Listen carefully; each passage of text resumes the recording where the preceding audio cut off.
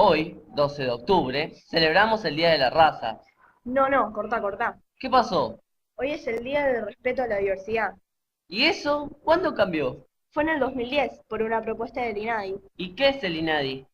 Es el Instituto Nacional contra la Discriminación, la Xenofobia y el Racismo. ¿Y por qué cambiaron el nombre? Estamos cargosos hoy, mejor que te lo cuente. Mundo, y sin duda, desde un punto de vista cultural, hay un descubrimiento mutuo. ¿Sí? Un descubrimiento mutuo que se ve muy bien en toda la interacción cultural, biológica, religiosa de todos los siglos coloniales. Por otro lado, esa incorporación no es sin resistencias, ¿no? Generalmente se pensaba que pasada la conquista los indígenas eran poblaciones totalmente sometidas a la voluntad de los españoles. Sabemos muy bien que no. En eso los historiadores hemos hecho un gran avance, yo diría que en los últimos 25 años, en torno de la utilización por parte de los indígenas, no solamente del último recurso de la violencia, que sí lo utilizaron, ¿no? Tenemos el caso de Tupac Amaru, la gran rebelión en el Perú y Alto Perú en 1780-81, sino también de otras formas más cotidianas, ¿sí? y más erosionadoras del régimen colonial, como por ejemplo la utilización de la justicia. Cualquier archivo colonial está lleno de papeles iniciados por los indígenas tratando de defender sus tierras, sus jefes locales, tratando de protegerse en contra de los abusos del pedido de mano de obra, de trabajo, de tributo, etc. Esto es un encuentro violento de dos culturas. Se ha revalorizado la idea de América Latina como sociedades multiculturales, ¿no? Multiétnicas, multireligiosas, es decir, digamos, no es el hispanismo católico hablando sobre el descubrimiento de América, llega la cruz, la espada, América, y América se salva para la humanidad, ¿sí? Entonces se salvan las almas de las poblaciones originarias. No, eso ya es un pensamiento que me parece que queda para el pasado. Y por otro lado, sociedades un poco más hacia adentro, pero de todos modos muy sofisticadas en cuanto a sus aspectos ideológicos, culturales, políticos, sociales, ¿no? Si tomamos la sociedad, la más obvia, digamos, la americana, allí tenemos una serie de desencadenamiento de una serie de procesos que duran prácticamente hasta hoy, ¿no? Uno de los cuales es, y el más evidente, es la disminución de la población indígena, ¿no? Los historiadores calculan que más o menos el 90% de la población indígena disminuye a causa de las enfermedades traídas por los europeos y de las violencias de la conquista y las exigencias de trabajo, ¿sí?, impuestas por los regímenes conquistadores, ¿no? Eso por un lado. Esto da como resultado un proceso muy fuerte, más en algunos países latinoamericanos, menos en otros, de mestizaje, a la vez biológico, cultural. Van a conocer un mundo nuevo, donde la naturaleza es nueva, es diversa. Y por otro lado, se van a poner en contacto con estos seres que en un momento, al principio, dudaban de si eran seres humanos o no. Y van a tener que explicar que allí había seres humanos. Es una tribu de Israel perdida. Es decir, hay muchas formas de explicarlo. Finalmente, y esto es, por otro lado, una cosa interesante que ocurre en España y que no ocurre en otros lados. Hay un debate acerca de la humanidad de los indios, como se llamaban, ¿no? El famoso debate entre las Casas, Bartolomé de las Casas y Juan Ginés de Sepúlveda, ¿no? A favor y en contra respectivamente. Finalmente, la corona española, luego de ese debate, se decide a que los indios no solamente son seres humanos, sino que son seres recién ahora han recuperado su voz. Siempre tuvieron voz, ¿no? Una voz sometida, pero es una voz. Y una voz que resiste. Y además no solamente resiste discursivamente, sino que también pelea en las cortes de justicia y finalmente, si las cosas se ponen complicadas, se revela. Y a lo largo de los siglos coloniales va a haber una suerte de intentar correr a favor de los indígenas estas demandas del sistema colonial, poniéndole freno judicialmente, ¿no? Es decir, hay una suerte de política indígena, no son ingenuos, saben cómo hacer las cosas, ¿no? Me parece que por allí va esta idea de esta resignificación del hecho del 12 de octubre. Ahora entiendo, va de nuevo. Hoy, 12 de octubre, celebramos el Día del Respeto a la Diversidad, cuyo nombre está vigente desde el 2010, a raíz de una propuesta del INADI. Soy un genio. Sin comentarios. Para conocer un poquito esta diversidad, nos trasladamos a...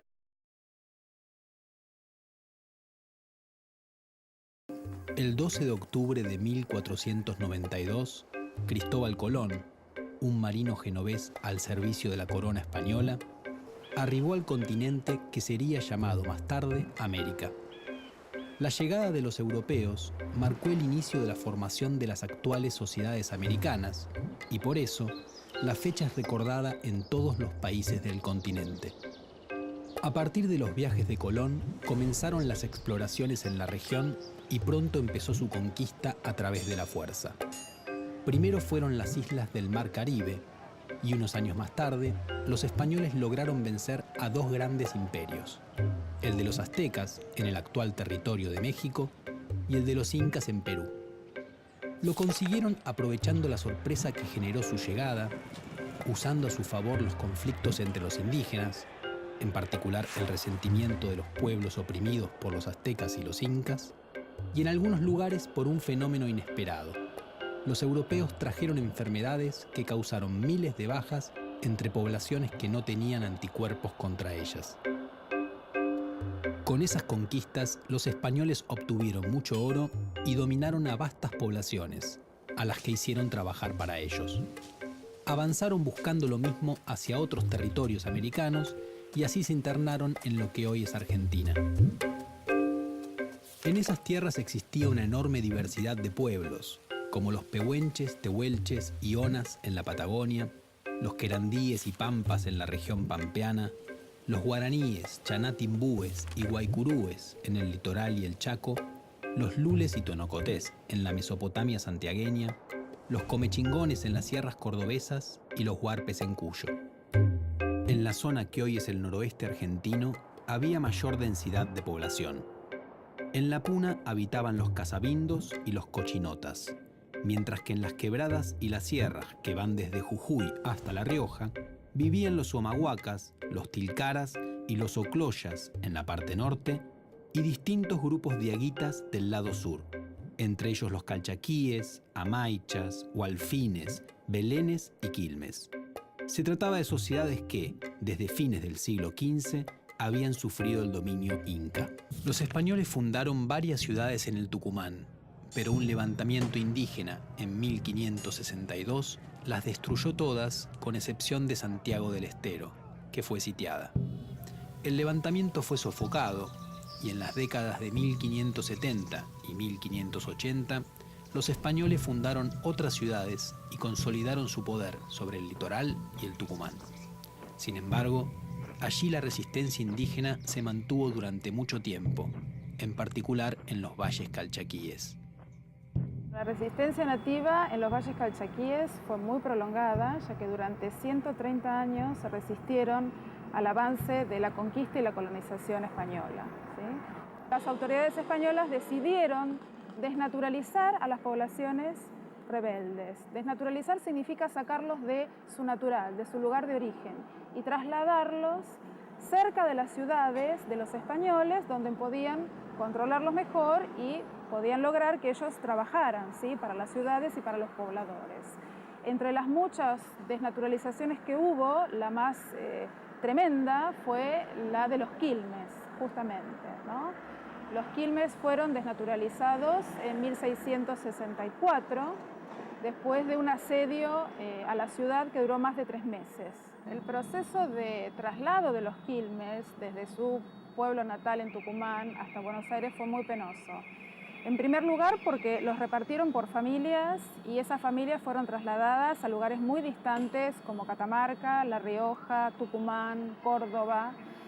Y el resto de la población la llevan primero a Córdoba y después la trasladan recién a Buenos Aires. Y llegan unas 750 personas aproximadamente. Nos trasladamos a la comunidad Wichi.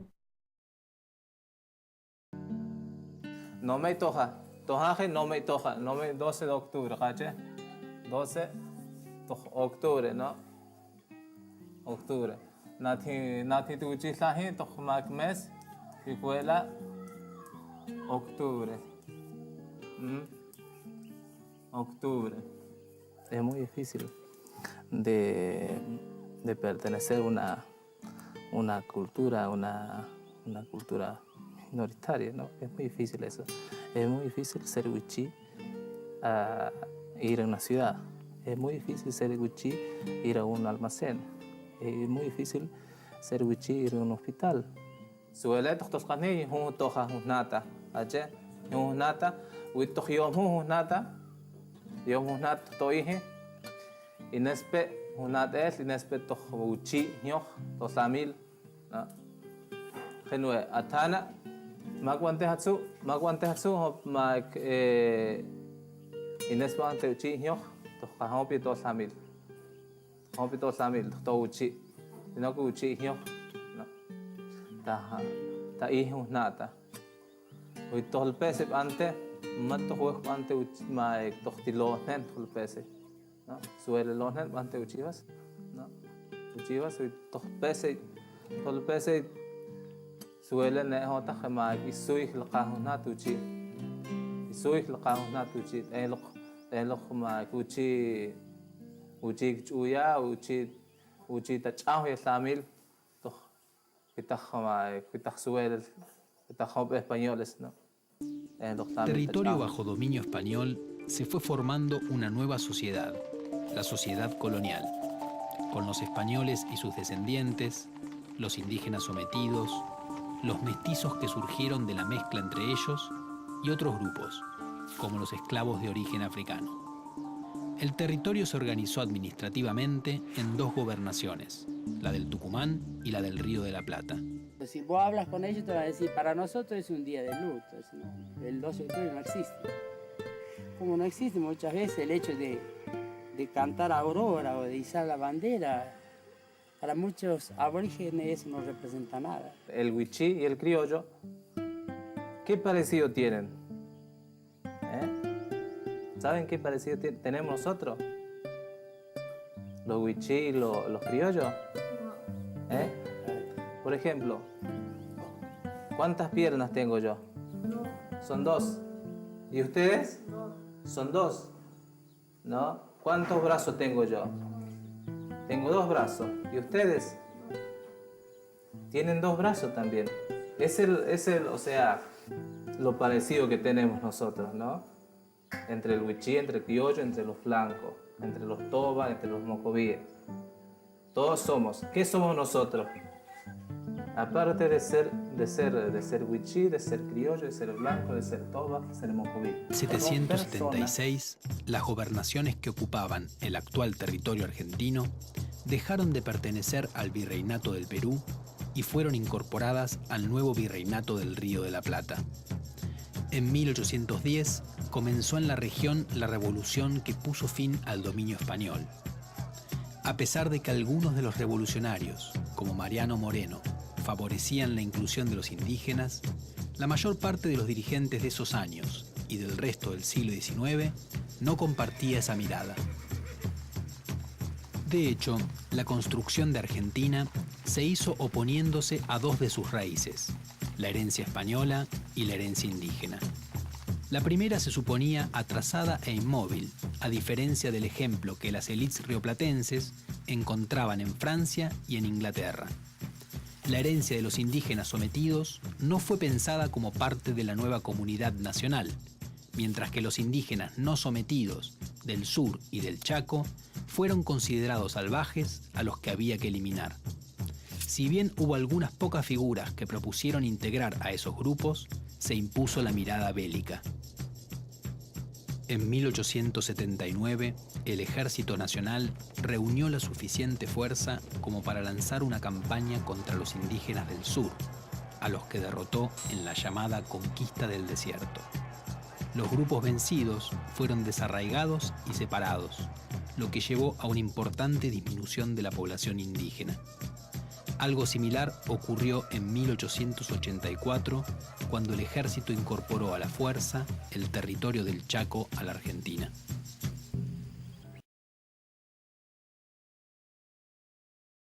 Por ejemplo, quiero que me cuenten ustedes.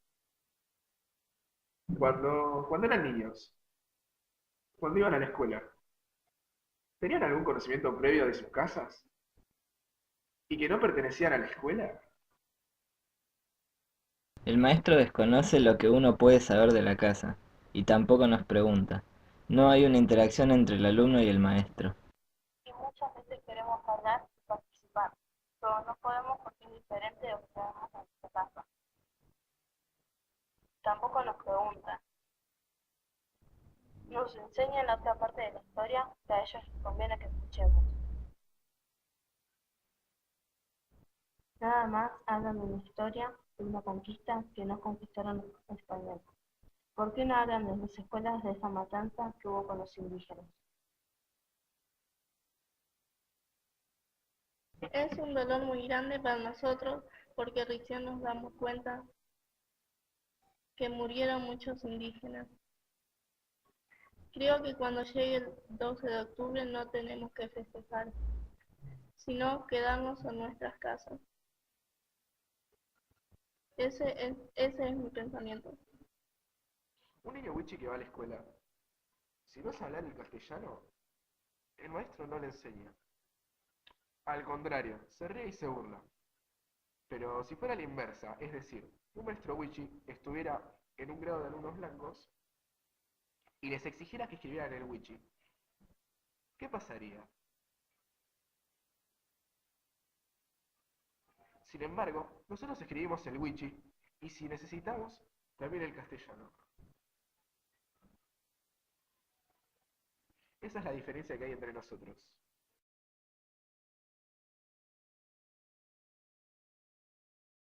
Creo que están exagerando. Salieron ganando con todos los jueguitos que tenemos.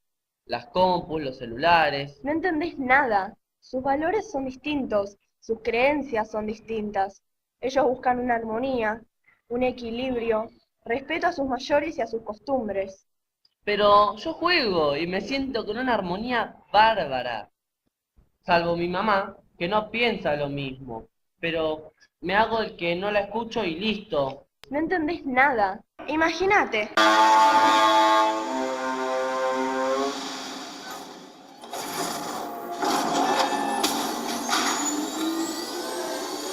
No, imagínate.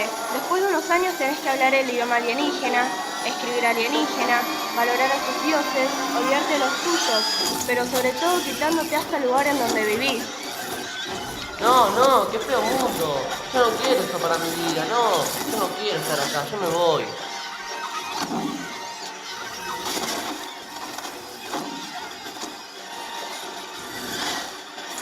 Entiendo, es horrible. En cuanto a la religión, yo creo en Dios y en sus mandamientos. Honrar a los padres, no mentir, amar al prójimo como a ti mismo. Para un poquito. Ellos también tienen sus creencias. Recuerdo una historia que nos contaron. El origen del mundo según los tehuelches. El único que existía era Koch. Vivía en la oscuridad porque no había sol ni luz de ningún tipo. Koch se fue sintiendo cada vez más y más triste porque estaba solo y se puso a llorar. Tanto lloró que con sus lágrimas se formó el mar. Eso fue lo primero que hubo en la tierra. Cuando Koch suspiró, ese suspiro fue el primer viento del mundo, y ese viento que era muy fuerte se llevó un poco de oscuridad. Pero como todavía no se veía bien, Koch levantó la mano y sacó la chispa enorme que se convirtió en el sol. Calentó el agua del mar y se formó vapor dando lugar a las primeras nubes. Como había viento, las nubes iban de aquí para allá sin parar hasta que se cansaron y se enojaron. Entonces comenzaron a protestar con truenos y rayos por todas partes. Koch tuvo que intervenir para que el viento las dejara en paz. Así se tranquilizaron. Desde ese entonces las nubes se enojan de vez en cuando, y es en esos momentos cuando vienen las tormentas. Después, Koch hizo una isla grande en el medio del mar. Fue creando la vida. Aparecieron los peces en el agua y los demás animales. Crecieron los leones y herbívoros más pacíficos que pastaban y corrían tranquilamente. Entonces Koch inventó la luna para que por las noches no estuviera tan oscuro. El sol era hombre y la luna era mujer. Al principio nunca se veían porque el sol andaba por el cielo de día y ella salía de noche. Las nubes se quedan en el cielo todo el tiempo. Les contaron todas las novedades y ellos se sintieron curiosos de conocer al otro. tanto que el sol salió antes para poder espiar a la luna, cuando ella todavía estaba en el cielo, y otra vez fue ella quien salió antes de tiempo para ver al sol. Así fue como se conocieron y se casaron. Koch creó las cosas y también hizo la Patagonia, muy lejos de aquella isla que había puesto en el mar, y después, como le pareció que ya había hecho bastante, se fue a descansar en algún lugar más allá del horizonte. No la conocía. Conocimiento viene de conocer, y mucho no puedes conocer porque nunca prestas atención cuando hablan las profes. Bueno, nadie es perfecto. Componente indígena en la configuración de la sociedad argentina se hizo corriente y fue parte de su ideario colectivo hasta hace muy pocos años. No le ocurrió lo mismo a la herencia española, que tras un siglo de rechazos fue recuperada para el momento del centenario de 1910 como un componente clave de la argentinidad. Ese hispanismo fue lo que condujo a que en 1917 el presidente Hipólito Yrigoyen decretara que el 12 de octubre fuera una fiesta nacional para homenajear el legado de la conquista y la colonización española. Pronto esa celebración tomó el nombre que llevaba en España, Día de la Raza, y desde entonces es una de las principales efemérides de nuestro país. Hay muchas escuelas en donde en forma pura o híbrida se sigue conmemorando el Día de la Raza de la forma tradicional, o sea, como la epopeya que recuerda la acción civilizadora de España. Frente a esta mirada aparecen otras miradas que podríamos denominar multiculturales e interculturales. Una mirada intercultural y crítica, más que proponer una mirada moralizante sobre el pasado, sea en beneficio de indígenas o de españoles, propone una reflexión en donde los alumnos puedan comprender la lógica de los actores históricos y también comprender que el presente contiene muchos elementos del pasado, pero también mucha novedad. En este sentido, al analizar los problemas, por ejemplo, de las comunidades indígenas actuales, no se trata solamente de recuperar la identidad que tenían al momento de la llegada de los españoles, sino también de entender qué pasó en esa interrelación entre europeos e indígenas a lo largo de los siglos. En esta lógica, sin duda, se van a descubrir muchas instancias de dominación, de opresión, pero también amplios intercambios culturales que, si bien eran desiguales, no eran unilaterales. Sin duda, los españoles impusieron mucho a los indígenas, por ejemplo, la fe religiosa, pero también Europa adoptó muchas pautas y toponimias indígenas que de alguna manera hacen que no solamente los indígenas hoy ya no son como en tiempos de la conquista, sino que tampoco los europeos son como lo eran entonces. En este sentido, me parece que el 12 de octubre es una oportunidad para reflexionar, en definitiva, sobre nuestra identidad y cómo se construye una identidad. Poder pensar que las identidades no son cuestiones meramente heredadas, que nuestro rol en relación con la identidad no es solamente transmitirlas, sino fundamentalmente construirlas y reconstruirlas fuertemente. En definitiva, es pensar que la identidad no es fundamentalmente una cuestión del pasado, sino que el pasado en todo caso es una cantera para construir proyectos de futuro. Lo que tenemos que preguntarnos es en qué tipo de nación queremos vivir. Si en una nación en donde se supone que algunos son mejores que otros, donde hay razas superiores o inferiores, en una nación basada en que para ser iguales tenemos que tener todos la misma religión, hablar todos la misma lengua y pertenecer todos al mismo grupo étnico, o si podemos pensar en un principio en el cual la identidad es más un proyecto político destinado fundamentalmente a pensar en qué sociedad del futuro queremos vivir. Bueno, esa es una apuesta. Pero decime, no es tan mal. Si les gusta la naturaleza como vos decís. Vos sí que vivís en una burbuja. Mirá esto. Que hoy están tomando agua contaminada. Yo lo he visto por los videos. ¿Cuántos hermanos nuestros están sufriendo? Los están matando de esa manera. Y estos señores, ¿sabe por qué tratan de avanzar con la mina? Es para poder eliminar a los paisanos. Porque ellos no van a ir a tomar agua de ahí, vamos a suponer de la laguna. No, ellos van a tratar de tomar agua a lo mejor. Entonces lo que nosotros, la gente campesina, los nuestros mapuches, somos los que tomamos agua del arroyo, cansados tomamos en la laguna, cansados muchas veces de andar en el campo, tenemos que tomar un charco de agua. Entonces esa agua está contaminada y de esa manera la están matando. Tal vez no la pueden matar, tal vez como antes, que la mataban con armamento, pero sí la siguen matando de esa manera. Entonces por eso es que hay dolor en nuestro corazón, por eso es que hay angustia, porque hay muchos hermanos que están sufriendo y todo lo que están comiendo que son contaminados, y de esa manera están matando a los niños que son de nuestra raza, que son de nuestra sangre. Tal vez no somos hermanos carnales, pero somos de nuestra raza, sentimos el dolor, el sufrimiento. Claro. Eso es lo que le quiero decir a mis hermanos, que no los sentamos solos, que somos muchos que estamos sufriendo. Y de esta manera los señores blancos los matan. Por eso que hacen hincapié de escarbar minas y atraer minas y contaminar el aire, porque ya no lo quieren ver más. Pero tenemos uno que es poderoso, que ellos no lo saben, no lo van a ver nunca, que es nuestro Dios. Claro. Él es el que va a bajar la mano. Y así como sufrimos, llegará el día y el momento que ellos también van a sufrir. Y la van a pagar caro. La van a pagar caro.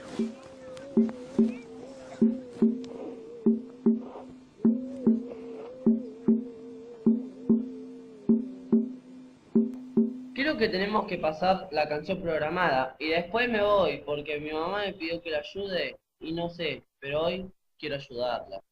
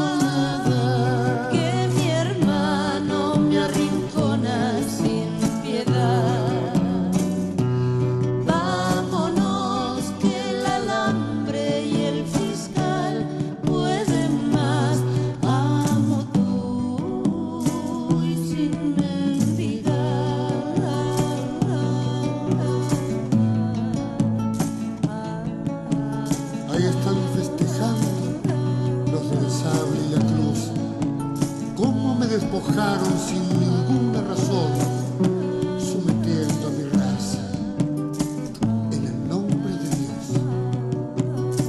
¿Con qué ley me juzgaron por culpable de qué? De ser libre en mi tierra o ser indio tal vez.